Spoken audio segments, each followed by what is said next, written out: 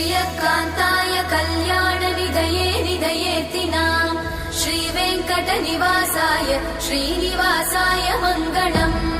लक्ष्मी सविभ्रमालोक सुभ्रूविभ्रमचक्षुषे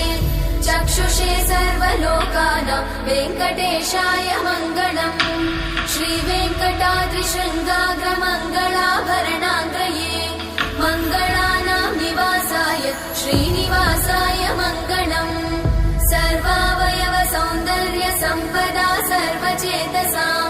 सदा सम्मोहनायास्तु वेङ्कटेशाय मङ्गलम् नित्याय निरवध्याय सत्यानन्दचिदात्मने सर्वान्तरात्मने श्रीमद् वेङ्कटेशाय मङ्गलम् स्वतः सर्वविदे सर्वशक्तये सर्वशेषिने